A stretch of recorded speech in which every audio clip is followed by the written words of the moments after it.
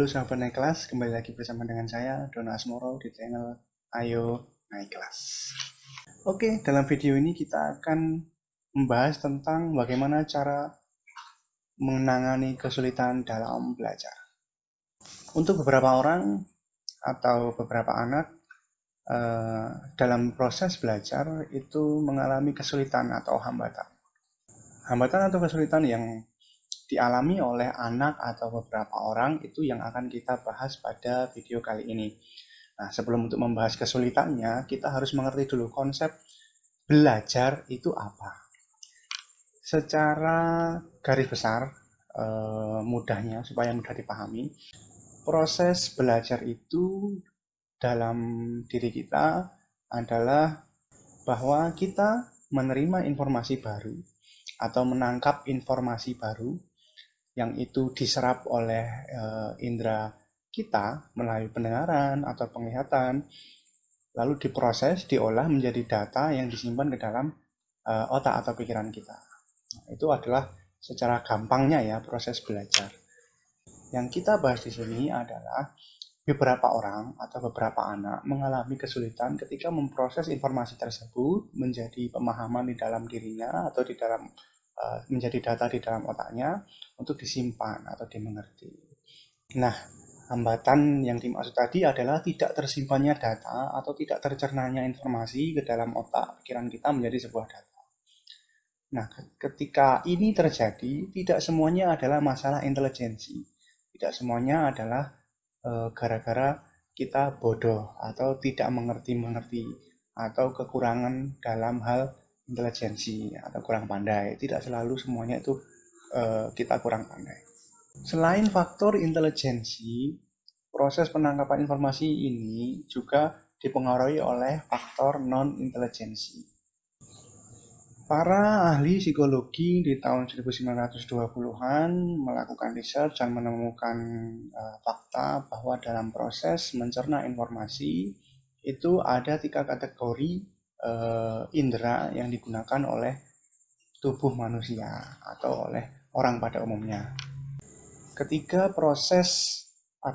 kategori proses penerimaan atau penyerapan informasi tersebut dilakukan melalui indera mata atau visual, indera telinga atau auditory, lalu yang ketiga adalah menggunakan gerak tubuh atau kinestetis.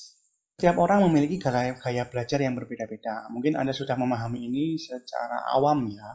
Ada yang suka belajar atau bisa belajar sambil dengar musik. Ada yang ketika belajar dia harus cari tempat yang benar-benar sepi. Ada yang dia bisa belajar dengan cara dibaca ulang. Ada yang bisanya belajar dengan cara menulis ulang. Atau ada yang dia nggak paham-paham kalau nggak meraktekin atau nggak nyoba sendiri. Nah, itu adalah garis besar gambaran terkait dengan 3 kategori tadi, visual, auditory, dan kinestetis. Dengan referensi ini, maka setiap orang punya keunikan tersendiri untuk menjadi metode atau cara belajarnya masing-masing. Yang pertama, tipe visual. Tipe visual ini adalah orang-orang yang menerima atau menyerap informasi melalui indera mata atau apapun yang bisa dilihatnya secara visual. Bahkan lebih tingginya adalah secara imajinatif. Dia bisa mengimajinasikan sesuatu atau menggambarkan sesuatu di dalam pikirannya, dan itu butuh rangsangan visual.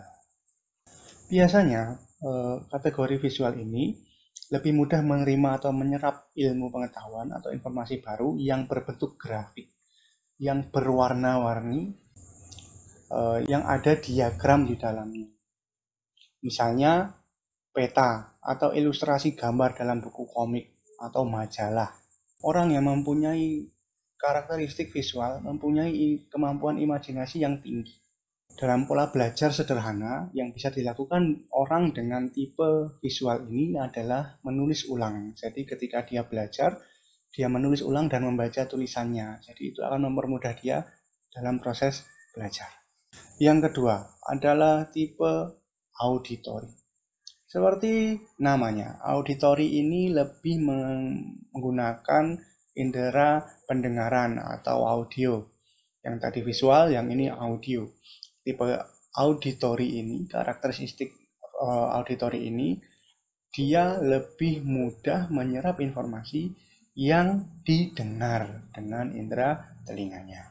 Orang dengan kategori auditory ini lebih mudah menyerap informasi yang diberikan dalam kelas ketika gurunya berbicara, atau dalam bentuk ceramah, atau hanya melalui informasi dari radio, dan apapun yang didengarnya itu mudah sekali bagi dia untuk menyerap informasi dan belajar. Orang dengan kategori ini, untuk memudahkan secara sederhananya, dia bisa membaca ulang secara keras atau lantang, setidaknya didengarkan kembali oleh telinganya apa bahan atau materi yang ingin dipelajarinya. Selain membaca dengan keras, dia bisa juga menerima atau menyerap informasi dengan belajar dengan cara berdiskusi. Yang terakhir adalah orang dengan tipe kinestetik. Orang dengan tipe kinestetik ini belajar dengan cara menyentuh apa yang dia pelajari. Atau ketika apa yang dipelajari itu tidak bisa disentuh karena tidak ada bentuknya, maka dia akan menggerakkan anggota tubuhnya atau beraktivitas lainnya sambil belajar. Itu akan memudahkan tipe kinestetik ini belajar. Secara gampang, orang dengan tipe kinestetik ini lebih mudah menyerap informasi sambil memerankan peran atau role play atau praktek di laboratorium atau apapun yang kaitannya dengan lapangan, praktek, dan menggerakkan tubuh. Ini orang ini jago, tipe kinestetik. Nah, orang dengan tipe kinestetik ini akan mudah menerima atau menyerap informasi ketika dia mengerjakannya. Bahkan kadang tanpa perlu dikasih step-step atau langkah-langkahnya pun, ketika dia memahami sesuatu, dicoba langsung mudah untuk menyerap informasi. Baik, kita sudah belajar tiga jenis orang dan tipikalnya dan jenis belajarnya, cara belajarnya yang efektif bagaimana. Yang perlu kita pahami bersama adalah bahwa tidak ada tipe atau kategori jenis belajar yang baik untuk semua orang. Kita hanya perlu tahu kita itu tipe yang seperti apa, kategorinya apa, apakah visual atau auditory atau kinestetik, dan mencari metode belajar yang paling tepat untuk kita. Karena ini bukan soal benar atau salah, tapi bagaimana kita bisa menyerap informasi lebih banyak, lebih efektif, dan kita lebih cepat mengerti atau memahami isi pelajaran atau materi yang disampaikan. Kuncinya ada di situ, jangan minder walaupun Anda visual, jangan merasa minder dengan yang auditory, walaupun Anda auditory, jangan merasa minder dengan yang kinestetik atau visual. Itu pula yang kinestetik, jangan juga merasa tidak mampu atau merasa kurang daripada yang visual dan yang auditory. Semua punya karakteristik masing-masing, semua punya keunikan masing-masing. Tetap semangat, terus belajar, dan jangan menyerah. Itu aja yang saya bisa sampaikan di video kali ini. Terima kasih.